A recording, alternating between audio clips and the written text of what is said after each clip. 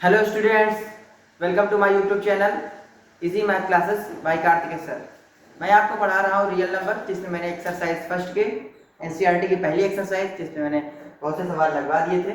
तो question number 5 जब मैं लेके आया हूँ आपके सामने क्वेश्चन नंबर 5, तो इसको सॉल्व करते हैं। देखते हैं क्वेश्चन नंबर 5 हमारा क्या कह रहा है। तो इसमें कह रहा है कि चेक वेदर 6 की power n can and with the digit 0 for any natural number n। कहने का मतलब ये कि ये कह रहा है कि 6 की पावर n ये हमारी 0 से एंड करती है, यानी इसकी जो यूनिट डिजिट है ये 0 होगी। ये कह रहा है क्वेश्चन कि चेक करो, चेक वेदर 6 की power n can and with the digit 0। क्या 0 से एंड हो सकती है? हमें ये चेक करने को बोल रहा है ये कि 6 की पावर n 0 से एंड होगी कि नहीं, ये पूछ रहा है हमसे क्वेश्चन। तो हम लोग क्या करते हैं, और एक चीज इसमें बताया गया है हमें कि 6 की पावर n, हाँ ये बता रहा है कि n यहाँ पर नेचुरल नंबर है, नेचुरल नंबर n। तो 6 की पावर n, जहाँ पर n क्या है, नेचुरल नंबर है। तो नेचुरल नंबर हमारा 1 2 3 4 ये सब नेचुरल नंबर हमारे स्टार्ट होते हैं। तो n नेचुरल नंबर है, हम जरा n की जगह 1 रख के देखो।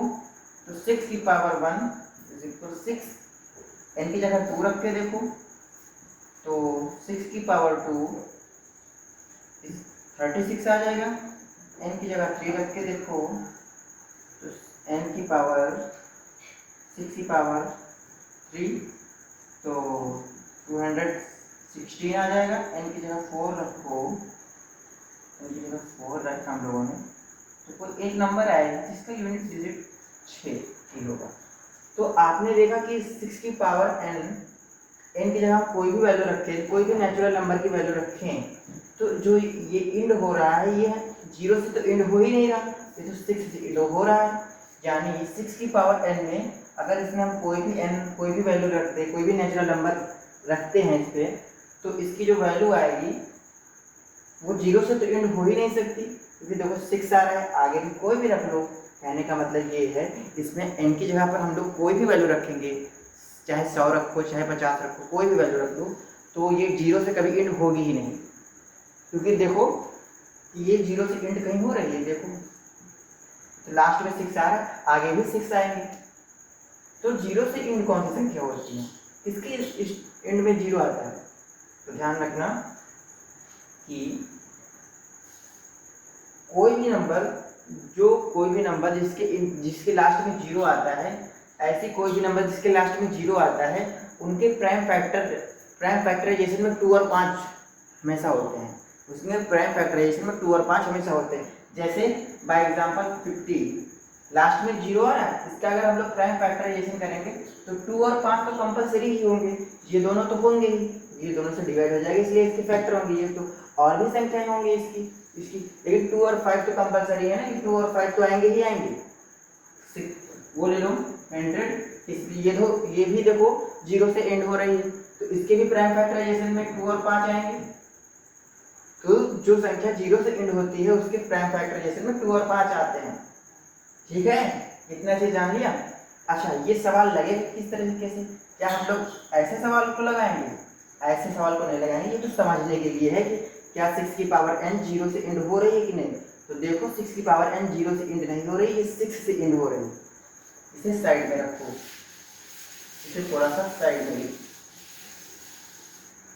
इसे दिखाने के लिए आप यहाँ से लिख लेना 6 की पावर n, तो n बराबर 1 रखना, 1, n बराबर 2 रखो तो 36, n बराबर 3 रखना, n बराबर 3 रखना, 6 की पावर n 6, 6 की पावर 2 36, 6 की पावर 3 16, n बराबर 4 हम लोग रखेंगे तो ये हो जाएगा, कोई भी डिजिट आएगी लेकिन उसकी यूनिट डिजिट 6 ही होगी। हाँ, तो हम लोग करेंगे क्या, मैंने अभी बताया कि जिसकी भी संख्या लास्ट में 0 आता है उसके प्राइम फैक्टर में 2 और 5 होता है। तो हम लोग इसमें क्या करेंगे, तो इसमें भी हम लोग 6 की पावर n का प्राइम फैक्टराइजेशन करेंगे। तो 6 की पावर n का प्राइम फैक्टराइजेशन कैसे करेंगे, 6 की पावर n का प्राइम फैक्टराइजेशन कैसे करेंगे? 6 का प्राइम फैक्टर करो तो 2 × 3, इसे हम ये 2 और 3 क्या है? ये 6 की प्राइम फैक्टर हैं। 2 और 3 6 के फैक्टर हैं, ठीक है। और ये n लिख लो, ठीक। तो आप लोगों ने पढ़ा होगा प्रॉपर्टी की, ये प्रॉपर्टी पढ़ा होगा आप लोगों ने, b की पावर n। अगर a इंटू b की पावर n है तो a की पावर n और b की पावर n उसे हम लोग अलग अलग लिख सकते हैं। तो वही चीज यहाँ भी अप्लाई होगा।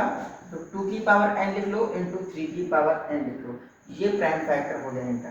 अब यहाँ देखो n की जगह ये देखो 6 की पावर n है, ये इसका प्राइम फैक्टर है। 6 की पावर n के प्राइम फैक्टर में 2 और 3 आ रहे हैं, यानी 6 की पावर n के प्राइम फैक्टर में 2 और 3 आ रहे हैं। कहीं भी 2 और 5 नहीं आ रहा, तो 2 तो आ रहा है लेकिन 5 नहीं आ रहा, तो ये 0 से एंड होगी नहीं। इसके जो प्राइम फैक्टर है उसमें 2 और 3 आ रहा है, कहीं से हो नहीं है। तो हम लोग क्या लिखेंगे इसमें हम लोगों को लिखना होगा सिंस 6 की power n only contains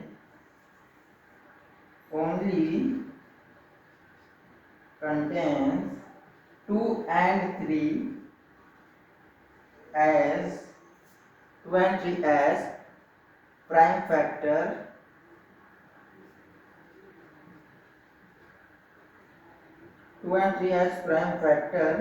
which means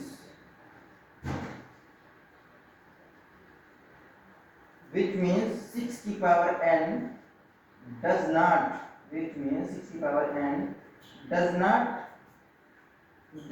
have 5 as its prime factor, as its prime factor।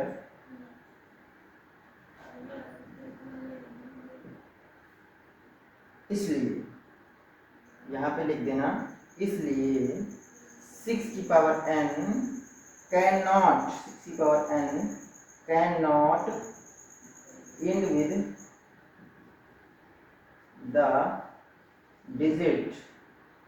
with the digit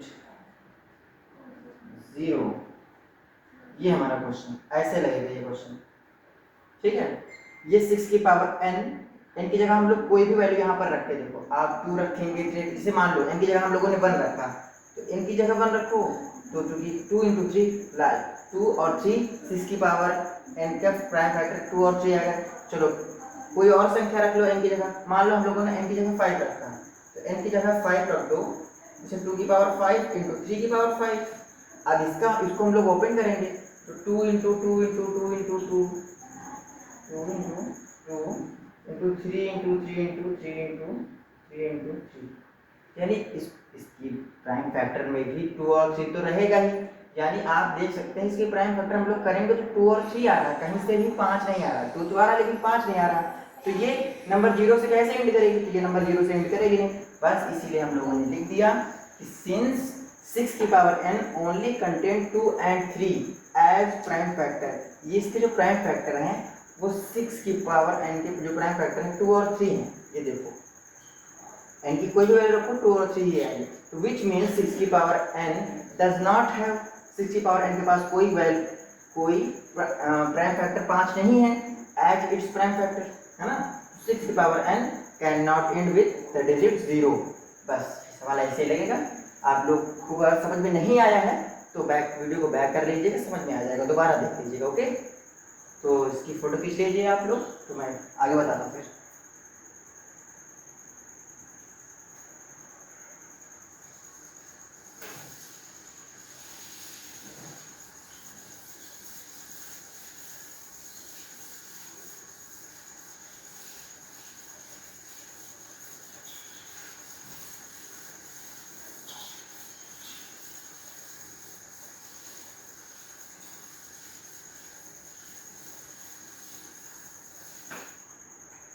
अब हमारा नंबर है क्वेश्चन नंबर हमारा कौन सा क्वेश्चन है? क्वेश्चन नंबर हमारा 5 हो गया। 6, क्वेश्चन नंबर 6। क्वेश्चन नंबर 6 हमारा क्या है, explain,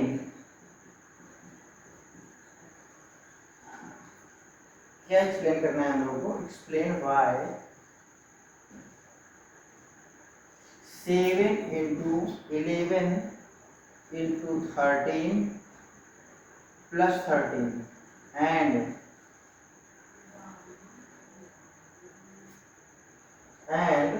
6 into 7 into 5 into 4 into 3 into 2 plus 5 are composite numbers.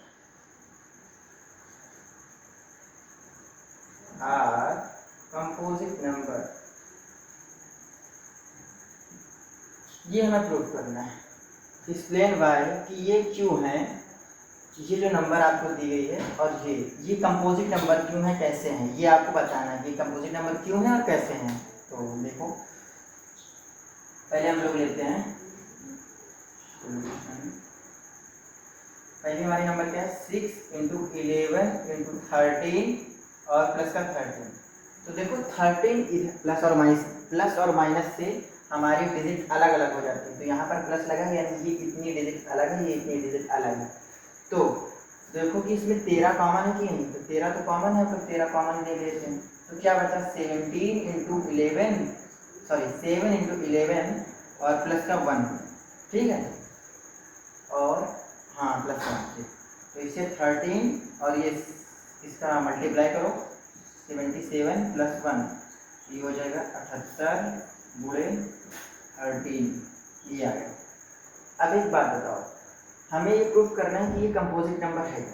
इसके फैक्टर बताओ।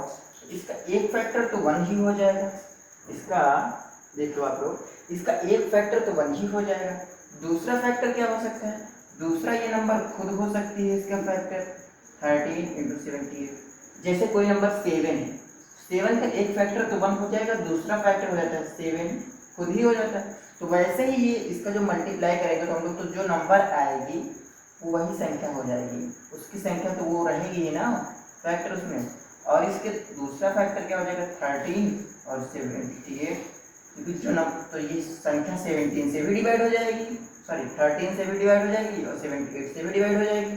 यानी जो इसके फैक्टर निकल के आ रहे हैं वो इसकी फैक्टर 1 आ रहा है और ये संख्या खुद हो जाएगी जो इसको गुणा करने पे आएगी, और ये हो जाएगी 13 हो जाएगी और 78। तो इसके इतने सारे फैक्टर आ रहे हैं, कितने, मोर देन 2 फैक्टर आ रहे हैं इसके। तो क्लियर हो गया कि जब मोर देन 2 फैक्टर है तो कंपोजिट नंबर है, मैंने आपको बताया था।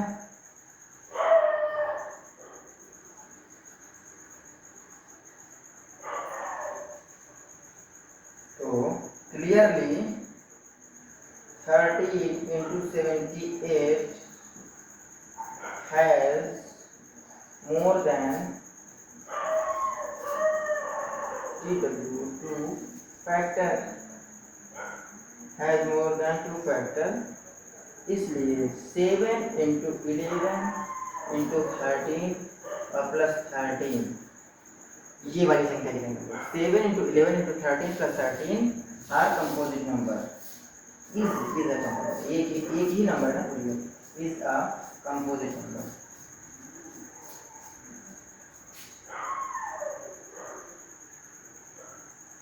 Is a composite number. जी, जैसे हम लोगों ने इसको प्रूव कर दिया कि ये कंपोजिट नंबर है, कैसे प्रूव किया एक बार फिर से समझ लीजिए।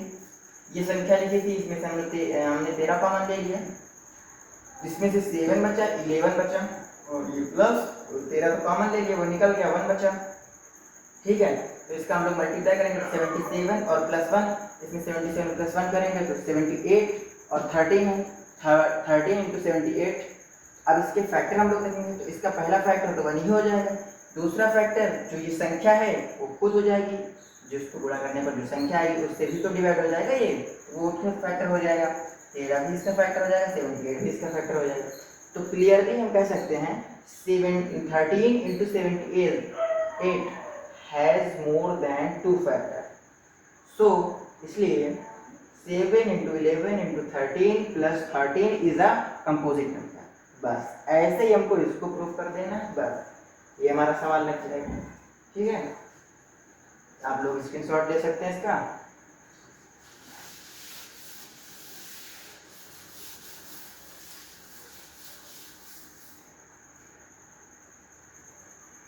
अब देखिए 7 into 6 into 5 into 4 into 3 into 2 plus का 5, ये है संख्या। अब इसमें से क्या कॉमन है बताओ। अच्छा तो इसमें से 5 कॉमन है। क्या कॉमन है इसमें से 5 कॉमन है, तो 5 कॉमन ले लो इसमें से, तो क्या बचा 7 into 6 into 4 into 3 into 2 plus 1। 5 तो निकल गया ना, तो 5 इसमें नहीं बचेगा, 5 इधर से भी नहीं बचेगा, तो इंटू 1। ठीक है, इधर 5 लिखो, इधर लिखो, इसका मल्टीप्लाई करो बस सबका। तो 7 6 जा 42, 4 3 जा होता है 12, और 12 2 जा 24 प्लस 1। अब इन दोनों का मल्टीप्लाई करा लो, इधर बाहर करा लो। ठीक है, तो 42 इंटू 24, इसका मल्टीप्लाई करा लो। 4 2 जा 8, 4 4 जा 16, 2 2 जा 4, 2 4 जा 8, 8 10 आ जाएगा, ये भी 10 आ जाएगा, ये हो जाएगा 1008, और प्लस 1 जोड़ेंगे इसमें तो हमको हो जाएगा 1009 और इंटू 5 बस। ठीक है, ये आ गया नंबर, ये नंबर आ गया आपके पास। अब एक बात बताओ, इसका पहला फैक्टर क्या हो जाएगा 1, दूसरा फैक्टर क्या हो जाएगा, ये जो संख्या है ये खुद, दूसरा इसका फैक्टर ये हो जाएगा, ये जो संख्या है 5 इंटू 1009, ये खुद संख्या हो जाएगी। तीसरा हो जाएगा 1009 और 5, ये इतने इसके फैक्टर हो गए। क्यों? क्योंकि ये संख्या इसके अगर हम लोग फैक्टर निकालेंगे तो यही होंगे इसके फैक्टर। ये संख्या 1 से डिवाइड हो जाएंगी, ये संख्या 5 और इससे डिवाइड हो जाएगी, इसका जो मल्टीप्लाई आएगा इससे ये संख्या डिवाइड होगी। तो हम लोग देख रहे हैं कि इसके मोर देन 2 फैक्टर हैं, तो हम लोग इसको भी उसी तरह लिख लेंगे।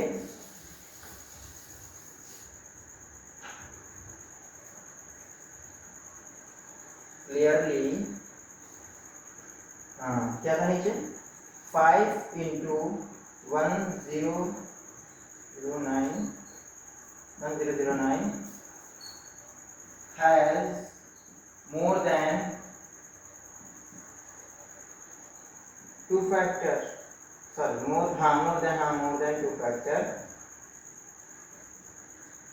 than 2 factor, इसलिए फिर ये वाली हम लोग लिखेंगे, इसलिए 7 into 6 into 5 into 4 into 3 into 2 और प्लस 5 इज कंपोजिट नंबर।